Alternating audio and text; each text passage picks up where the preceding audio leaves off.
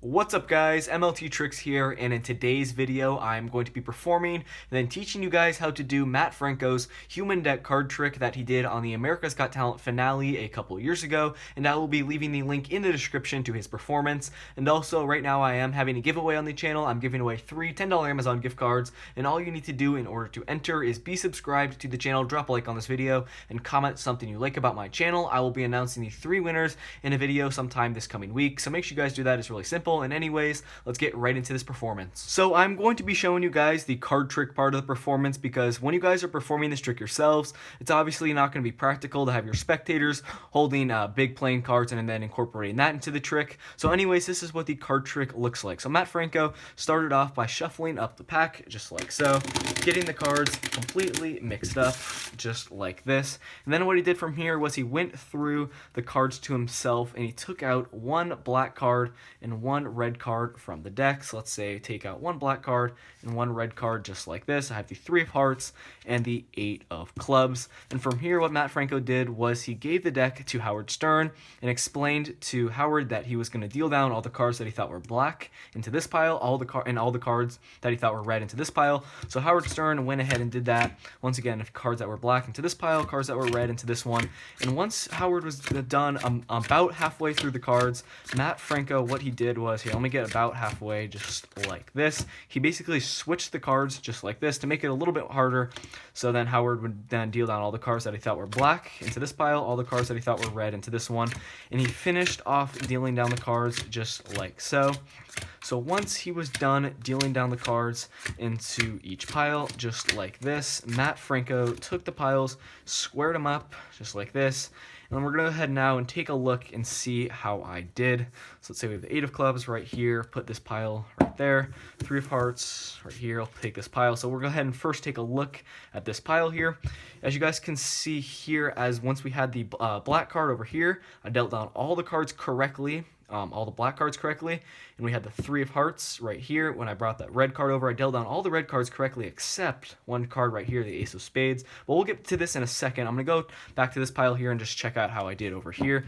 You guys will see here when I had the red card over here, I dealt down all the red cards correctly, and when we had the switch, when I brought the black card into this pile, I dealt down all the black cards correctly just like that. But we do have this misplaced card, the ace of spades here, and you guys probably noticed the card box has been on the table the entire time here. And you guys will see I do in fact have a prediction in this card box. I'm going to go ahead and take it out just like so. I'm going to show you guys what I have written on this piece of paper. As you guys can see here, it says 1 card will be out of place. I'm going to turn it over, and it says the ace of spades is out of place. So that is how the card trick works that Matt Franco did on the America's Got Talent finale a couple years ago. And if you guys want to learn how to do this one, make sure to stick around for the tutorial. So this is basically a self-working card trick, but there is a setup at the start of the trick.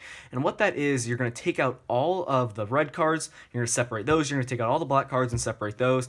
So you have all the black cards here, you're just going to split them into piles of 13. You're basically just going to split them in half, and you are going to want to have a full deck, standard 52 card deck for this trick, but I guess it really doesn't matter. It just makes things a little bit simpler, I think, if you do have a standard 52 card deck, because you're gonna have 1, 2, 3, 4, 5, 6, 7, 8, 9, 10, 11, 12, 13 black cards, 13 black cards here, then you have 13 red cards and 13 red cards, and this is what the setup is. So you're going to take the red cards, you're going to place those on top of the black ones.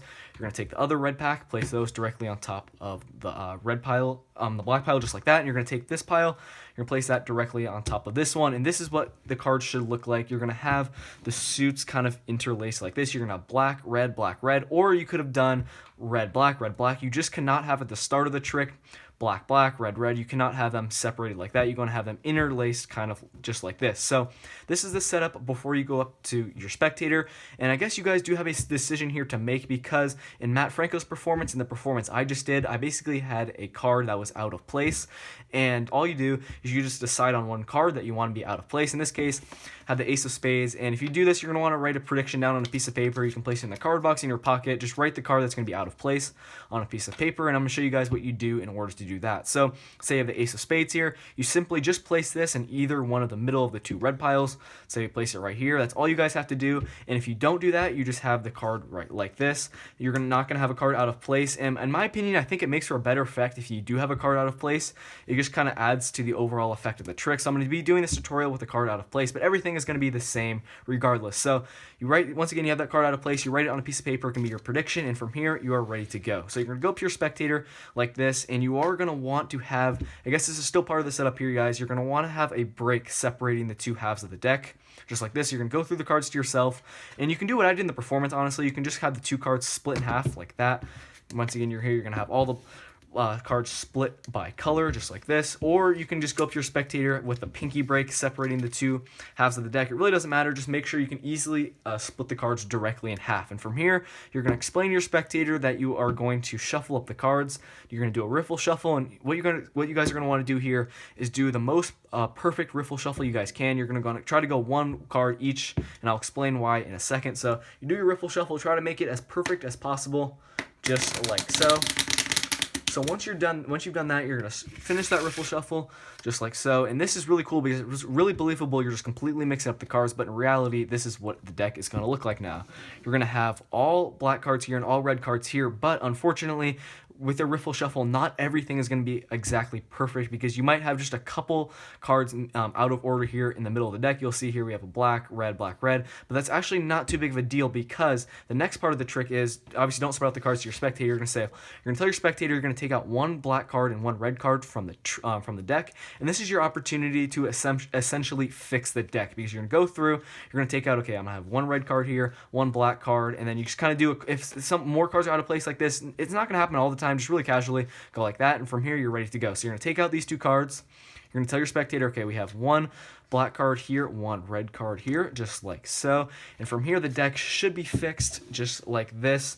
And if you do have some cards out of place, just make sure you just fix them to yourself really quickly before you take out these two cards. From here you're ready to continue. So this is, once again, this is what the deck looks like, black and red, and you're going to have your misplaced card if you decided to do that. From here, you're going to explain to your spectator that they are going to be dealing down all the cards that they think are red into this pile and all of the cards that they think are black into this pile. And you guys will see what's going to happen here. I'll just turn the deck face up for a better visual here. So your spectator is going to be dealing down cards, and you guys will see here they're just dealing down all the red cards first, or if it's turned over like this, they're going to be dealing down all of the black cards just like so. And you guys will notice here, this is basically the self-working part of the trick because your spectator is going to go through and they're going to deal down the cards just like this. And here's going to be the misplaced card. They're going to be going through, and once you try to keep watch here, when your spectator is done about halfway through the cards, what you're going to want to do here is you're just going to want to simply reverse the cards just like this. You're going to take the cards, you're going to tell your spectator, you're going to make it a little bit more difficult for them. You're going to be kind of turning the cards like this. And once you've done that, your spectator is basically going to start dealing down all the black cards like this, just like so. And that was pretty lucky there where I actually had the switch perfectly, but it really doesn't matter when you guys are actually doing this. You can switch the cards when you've estimated that they have dealt down about half of the pile. So once they've done that, they're just going to finish dealing down the cards. And once again, these cards are going to be turned face down just like so. And from here, this is probably the most important part of the trick, how you spread out the cards at the end here. So you're going to tell your spectator they had a free choice in dealing down cards into each pile. And from here, you're going to take the 10 of diamonds, the red card, you're going to place the pile right here. Take the 10 of spades, place that right here, and take this pile. So you're going to start with this pile here. You're going to turn the cards, and you're going to want to spread out the cards like this, starting kind of with your left hand here, because you're going to want to make it appear that the red cards come first, because that would make sense, right? Because this is going to be kind of hard to explain here, guys, but I'm going to do my best. So because this is how they started off dealing down the cards. The cards were red. It would make sense that they had all the red cards correctly first, just like that, and then they're going to have the black cards follow that. That would make sense. And then from here, what's going to happen is you are going to turn over these cards like this and spread them out, kind of starting to the left like so. Use your right hand here and spread out the cards like so, making it appear that the black cards came first and then the red cards. But in reality, the red cards are at the top of the deck here. You're kind of doing a little bit of misdirection. You need to do this because you need to make it appear that your spectator was dealing down black cards first before you switch them. It would make sense to your spectator that they had all the black cards correct somehow first, then you did the switch, and then they would do all the red cards. And make sure you explain this to your spectator so they understand understand that they were dealing out black cards, then red cards, and same thing over here. Before the switch, they would deal down all the red cards first and then the black cards. I know this is kind of confusing. Just kind of think it through, guys. It makes sense here. You just need to explain this to your spectator so they don't think you were doing anything suspicious. And also, if you had that card misplaced here, this is the perfect time. You say, as you saw here, you did misplace one card, but then you can explain to your spectator that you had a prediction in the card box or in your pocket before the trick. Show them that you predicted the ace of spades would be out of place, and that's really a good ending. It will completely confuse them, and that is basically the trick. I hope this made sense here for how you spread out the cards at the end. And the way you know you did it right is if you have the colors kind of opposite of each other like this. You have red kind of diagonal of each other, and then black. It just makes the most sense to your spectator when they were dealing down the cards into each pile. So that is basically gonna do it for this video, and feel free to leave any questions you guys have about anything I explained in this tutorial in the comment section below, because I know things can get kind of confusing here at the end for how you spread out the cards. But if you guys just think it through and basically rewatch what I did in the tutorial here for the end, it will make sense. It's really not too difficult once you get the hang of it. But anyways, that is going to do it for this video. Once again, make sure to enter the giveaway.